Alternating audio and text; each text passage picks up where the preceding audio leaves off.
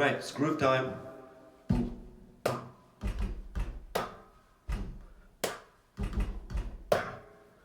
You have to know the game you're playing as you claw your way to the beautiful things.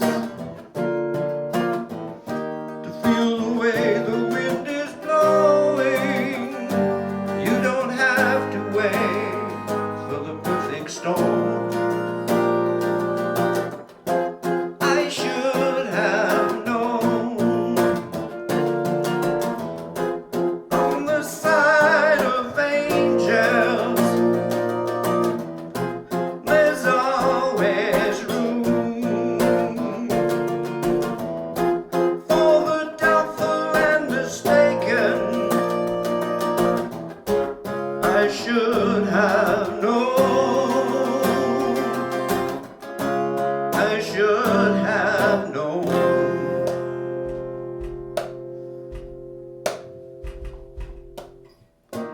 Thirsty for the gaze of strangers, to hail and hold the infinite scroll. Heed your way to revelation in the difficult and mundane. I should have known. On the side of angels, there's always room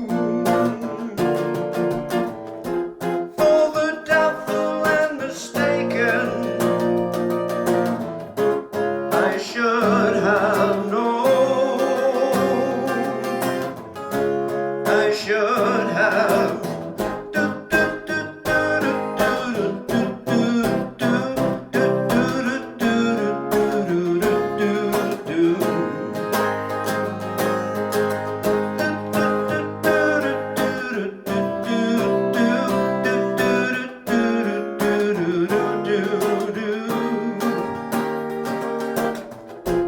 I should have known.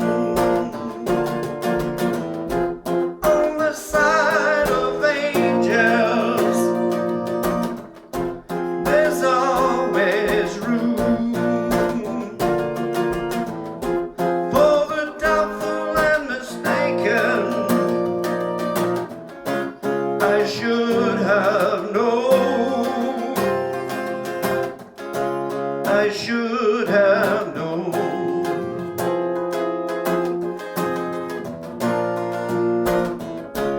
I should have known.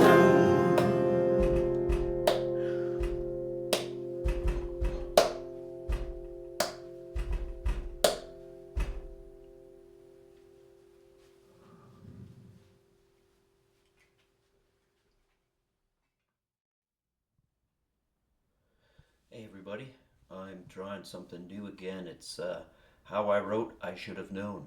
There's the final draft that I look at when I'm singing. I just finished recording it a few minutes ago, so I'm excited to explain my creative process. Ooh.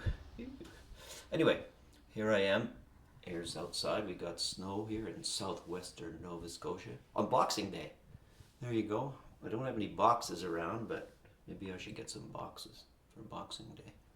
Okay, so anyway, what I do, as I mentioned before, is I read books and ideas. You know, I need lyrical ideas, and so I read books, blah blah blah. And like everybody else, take note. People say things. Your subconscious will all. If you tell yourself you want to write songs, and you're constantly hearing great lines, everybody, and I write stuff down. So anyway, I needed a chord progression, and as I was mentioning before, I had this chord progression right here that I was looking at a while ago, and then I sort of ignored it. I got it from one of those YouTube guys who studies chords and progressions, and it's a wonderful tool. So I look back at that, then this is the last tune that I did, the smallest of things, and that's the rough draft. So I know that everything after that in my book here has to do with my new song.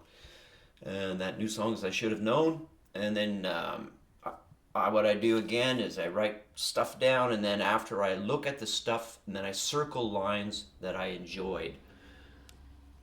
Whether I'll use them or not, it doesn't matter. I just like it. And of course, I have movies that I said, oh, I should check out that movie. It's just my scrapbook of ideas. And then you can see up here, that chord progression, I start to screw around with it. I start going, I like it this way. And I mash it around. I'll mash stuff around.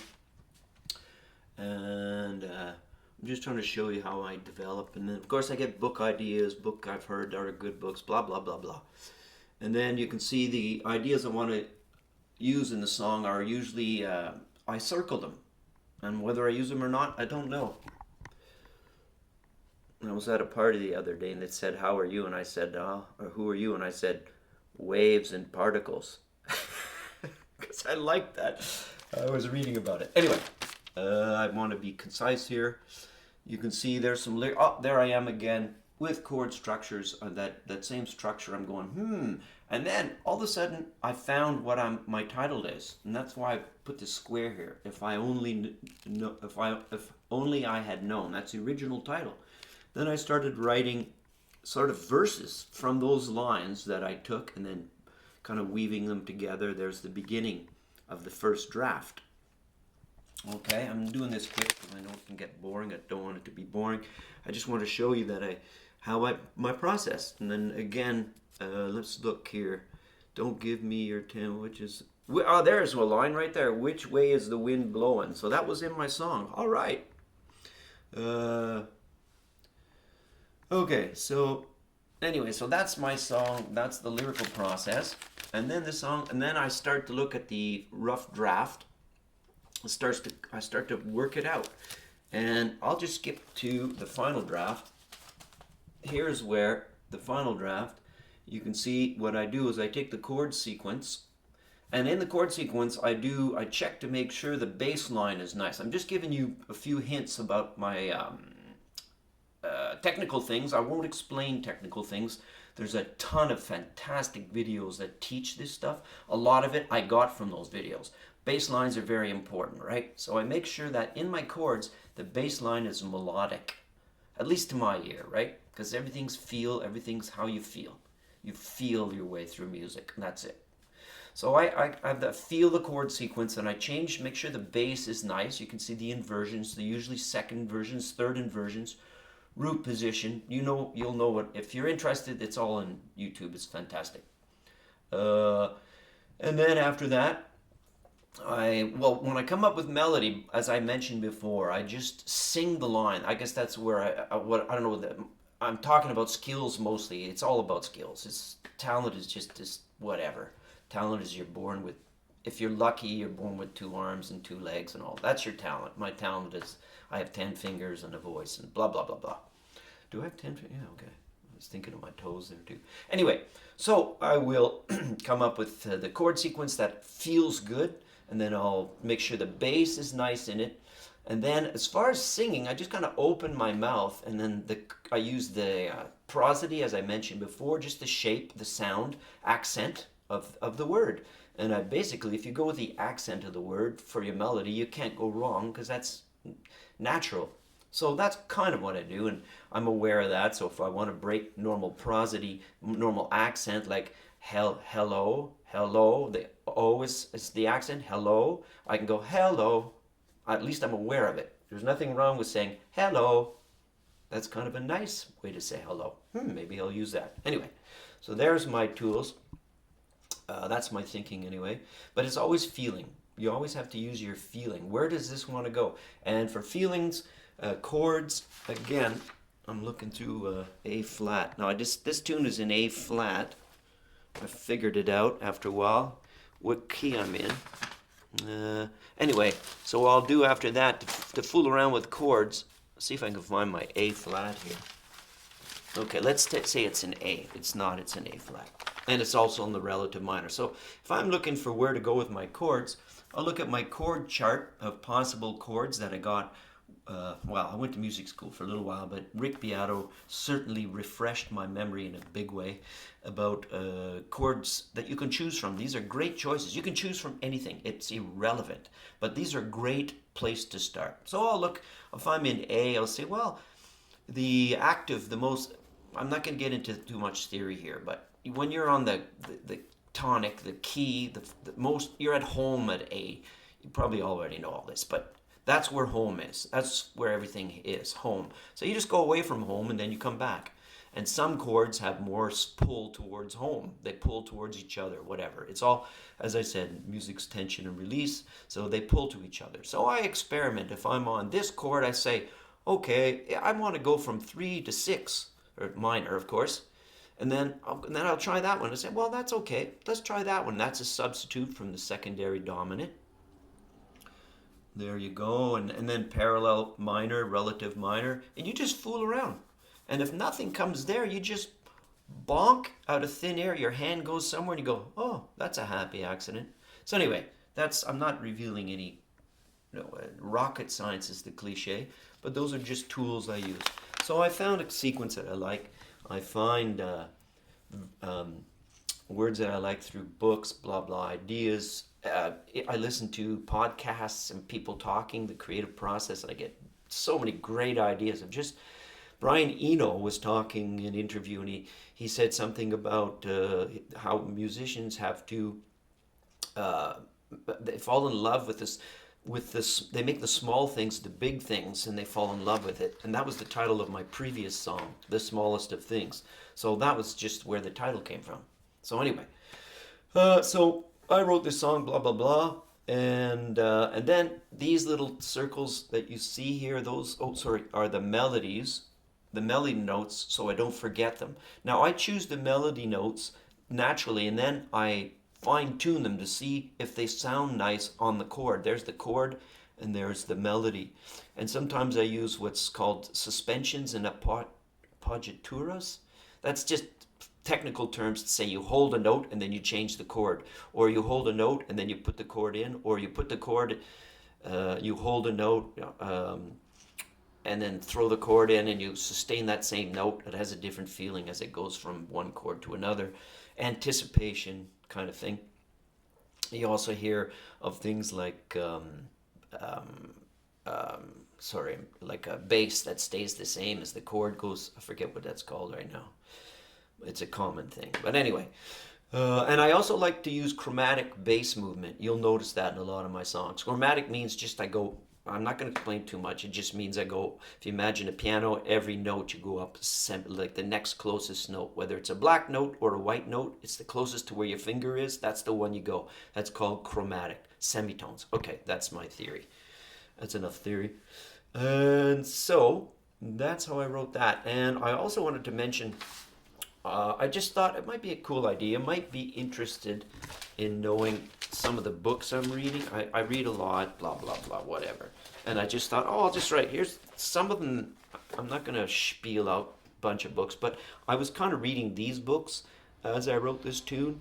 And I use the e-books because, man, it's so convenient. I mentioned it before during the COVID time. I couldn't go to libraries. So now e-books, man, I have 10,000 books at my fingertips, and I can just surf through them and find ones that are interesting. Anyway, the one there's one I was reading called Same as Ever, I think. A Guide to What Never Changes by Morgan Housel, Housel. And oddly enough, I was reading 2 books by him, and I didn't even realize it. The other one was the Psychology of Money, Timeless Lessons on Wealth, Greed, and Happiness by the same guy, Morgan Housel. And I just realized that this morning as I was looking up. Good books, The Certainty Illusion, What You Don't Know and Why It Matters by Timothy Caulfield, Caulfield. And as far as YouTube ideas, it's just, I've been looking at ideas about AI, because obviously that's very interesting to me as a songwriter to use AI, being in rural Nova Scotia and not unlimited budget. It's just a way to hear your own creations done by a machine. There's no humans in AI. But I wrote, as I mentioned before, I write the melody, I write the tunes, I write the chord sequence, the shape of the chords, the harmonic content. I write all that stuff. Or it comes to me from the ether. And I just tie it all together, whatever, however you want to look at it. And when I do the AIs, my lovely wife does all the fantastic hard work of, she tries to choose things like no style and stick to the melody. So, and then other times full of style, as you will hear in the future. I even have sort of heavy metal tunes and folk and reggae tune and anyway, just a variety. As a songwriter, that's what you want. So anyway, so YouTube, I've been watching music videos on where the music situation is now in the world with publishers, etc. I'm a songwriter. And then, of course, I watch Songtown, songwriting tips. Oh, do you name it? I watch interviews with musicians. I mean, it's just unending. You just have to know how to pick what clicks for you, and what works for me is what excites me. And anytime I find there's always something to learn, so I just want to keep learning. So when I try to avoid shtick and smut and style too much, I think that's going to be a title of a song in the future. I like shtick and style; it's cool, but as a songwriter, I don't know. It's nothing. I'm not. It's not exciting to me. I just want to be straight out. Anyway, I think that's all I had to say. But again, my partner, Beatrice, does a huge amount of work for me. And when I say stupid stuff, as I mentioned, I do it all the time because I am everything. I can be really, really wise sometimes and really stupid lots of times. So she'll cut out stuff that... But usually I try to control myself. Anyway, so I have to thank her very much, and you better keep this in there, darling, okay? Because nothing's possible without other people. It's just the bottom line. There's nothing without everyone. That's it. I'm not trying to be, what's that, the word I was reading lately, about showing off your, oh God, I'm lost for words here. Showing off your, what do they call it? Anyway, it'll come to me in another video. Okay, so thank you very much, and I think that's all I have to say for now. Hello, everybody. Here I am. That's my back view. There's the ocean out there. Woo! Yes, sir. Yes, ma'am. Anyway, I just wanted to make a quick amendment. From my video that I just made, the creation of I Should Have Known, I completely forgot this loose sheet of paper. My doggy's chewing over there, and it's important. So there it is. So when I was writing the tune, as I started to develop it, you can see that I started to work on the words, and I didn't use any of these actually. Oh, the beautiful things. Yes, I used that. But this important part was all these chords here. I fooled a lot with the chords. I forgot how much I fooled around. I like the 6/9 chords, which is just a very nice sounding floaty chord. Anyway, yeah, don't forget, get an encyclopedia on chords, or go online, whatever. I'm an old guy, so I use paper, or use books, but just the sound of those chords. So I really liked the chord, and I tried to fit it in. I really tried, and you have to give up. It doesn't work, it doesn't work. So then I circled something that I kind of liked. So I went, I kind of like this. I still had my favorite chord in there, the 6/9 chord. And then eventually I dropped it. I went down here. I tried a sus2 instead, just get that feeling. And then in the end, I didn't even put a sus. I forget what I put, doesn't matter. And then I realized I really like, this is called a line cliche.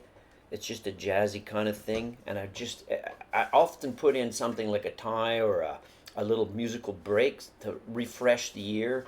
Often bridges and stuff, so you can come back to the chorus. So I put in this little line cliche, which you'll hear in there. It's just a pretty little nice thing. Oh, minor major chords, they just sound great. You can't hold them long, you just pass by with them. Well, you can hold it long, at the end of 4, it's the last chord of at the end of anyway. It's a song by Miles Davis. And the 6/9 is, now that I got to tell you, the 6/9 is, I'm not trying to, what do you call it, virtue signaling? Yeah, that's the word I was looking for, virtue. I'm not trying to, technical signaling, but 6/9 are just, it's the last chord in Left My Heart in San Francisco. It's just such a beautiful chord, and I said, it's a feeling. I said, I got to use it. So I've used it in a couple of my songs. Anyway, line cliche. And then I worked out the hook I should have known. So I was working it out here on the bottom. And that's my hook. I guess you call it a hook. It's just something that works for me.